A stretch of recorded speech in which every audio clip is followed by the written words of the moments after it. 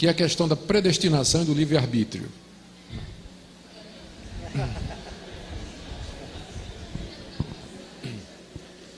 Deixa eu ver como é que eu respondo isso aqui.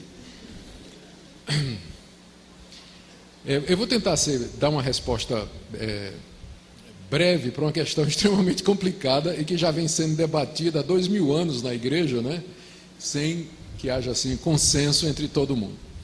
Eu vou dizer qual é a dificuldade. A dificuldade toda é que você encontra na Bíblia duas coleções de versículos que parecem uma contradizer a outra. Então, por um lado, você tem uma longa lista de versículos que dizem que Deus é soberano, que Deus determinou tudo o que existe, que Deus predestinou aqueles que Ele quis para a salvação, que Ele escolheu quem Ele quis que vai ser salvo, que quem Deus não escolheu, esse não vai ser salvo de maneira nenhuma, só os eleitos entrarão no reino de Deus. Você tem dezenas de versículos, eu posso dar a lista para vocês que falam disso aí.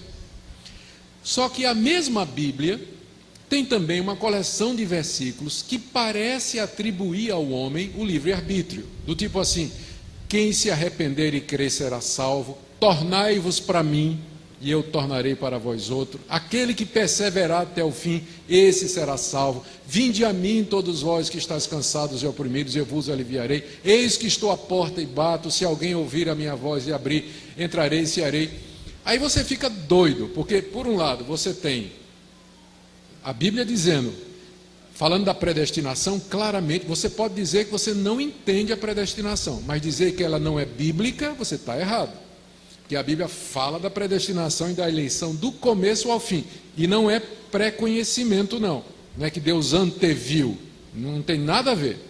Isso é uma tentativa de escapar da força dessas passagens. Deus elegeu quem Ele quis de acordo com o bom prazer da sua vontade. Efésios 1, Romanos 8, Romanos 9, Romanos 11, 1 Tessalonicenses 2, a lista é enorme de versículos que dizem isso.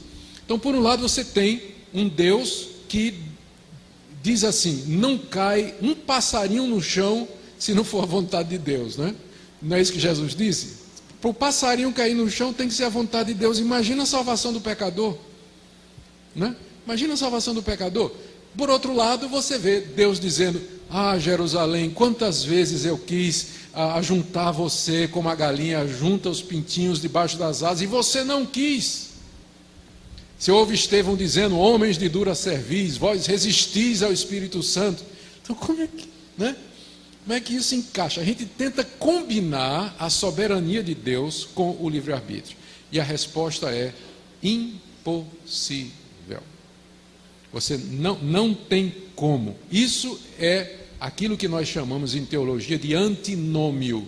Antinômio é quando você tem duas verdades que parecem se contradizer uma à outra. Deixa eu dar exemplo de mais dois antinômios na Bíblia. A doutrina da Trindade. Você vai encontrar um monte de versículos que dizem assim: só tem um Deus.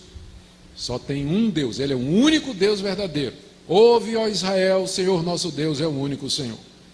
Aí você encontra um monte de versículos que diz que tem um ser chamado Pai, que é Deus, um outro chamado Filho, que é Deus, e outro que é o Espírito Santo, que também é Deus. Aí você fica: mas peraí, é um Deus só, mas tem três pessoas que aparecem na Bíblia chamadas de Deus. Como é que eu combino essas duas coisas? Não combina.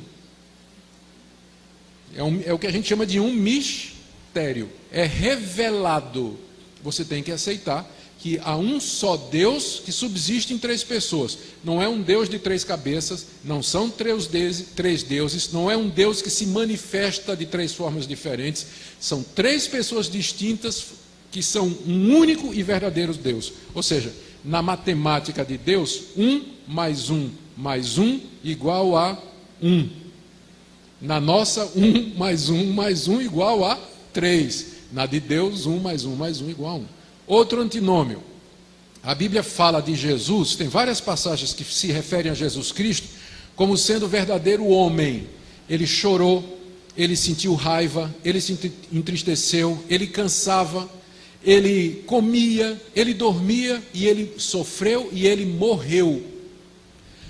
Tem uma lista de outras passagens que diz que Jesus é Deus, que ele já existia antes de vir ao mundo, que ele e o Pai são um, que ele é o Filho de Deus, que ele é eterno, que ele é onisciente e ele é onipotente. Agora me responda, se ele é Deus, quem é que morreu na cruz? Que Deus não morre. Resposta, não sei.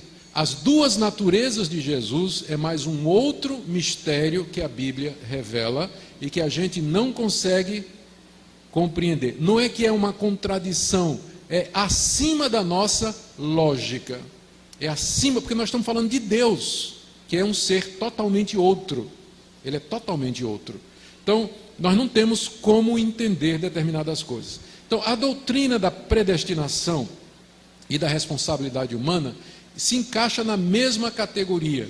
Deus é absolutamente soberano, só vai para o céu quem Deus escolheu e chamou.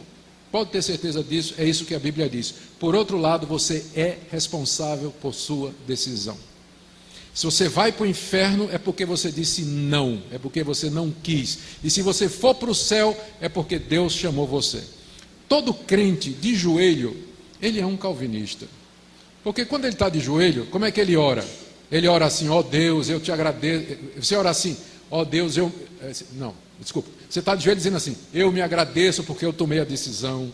Vou para o céu porque eu tomei o livre-arbítrio da forma correta. Eu me agradeço. É assim que você faz quando está de joelho? Não, não. Como é que você agradece?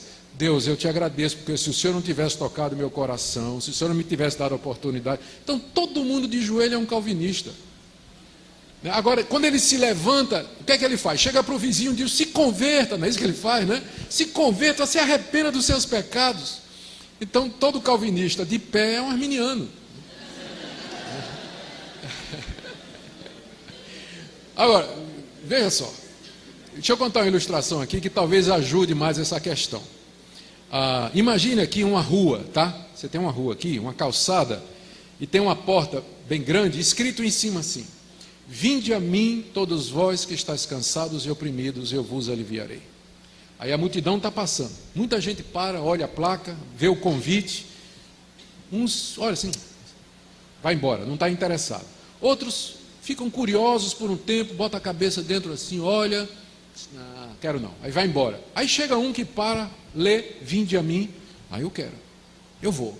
Ele entra, e quando ele entra, ele olha para a porta pelo lado de dentro, em cima do umbral está escrito, só pode vir a mim aquele que o Pai trouxer. Não é? Antes de entrar, vinde a mim. Você diz, eu vou. Quando você entra, você olha para trás e diz, eu só vim porque Deus me trouxe. As duas coisas combinam. Elas não se explicam. Não há uma explicação lógica para isso. Como é que pode haver responsabilidade num mundo governado por um Deus que predestinou tudo o que acontece? Então isso não cabe na nossa lógica, mas é o que a Bíblia diz. Tá? Então, minha sugestão, ainda bem que ninguém vai para o céu sob a condição de acreditar na predestinação, tá? Você é predestinado, mesmo que você não acredite, pode ter certeza. Então, ainda bem que sua salvação não depende de você acreditar nessa doutrina. Mas pelo menos não diga que ela não é bíblica. Diga assim, eu não entendo. Eu sei que a Bíblia fala disso, eu não compreendo, mas eu não posso dizer que é bíblica, porque é bíblica, está na Escritura Sagrada. A gente só não sabe direito como resolver.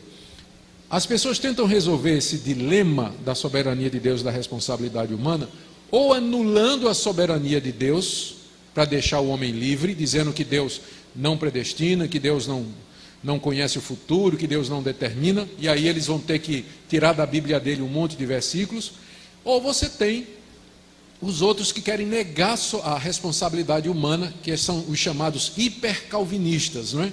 Que diz que não adianta nem evangelizar, nem precisa evangelizar, porque os eleitos virão de qualquer maneira.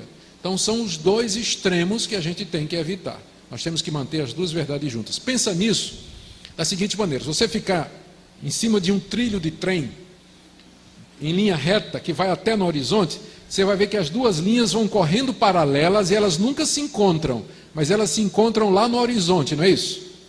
Então a soberania de Deus e a responsabilidade humana são as duas linhas desse trem, elas correm paralelas na Bíblia e se vão encontrar na eternidade, lá a gente vai compreender, Por enquanto, elas estão correndo lado a lado. Não se contradiz, estão correndo lado a lado, mas a gente não sabe como é que elas se relacionam. Tá bom assim?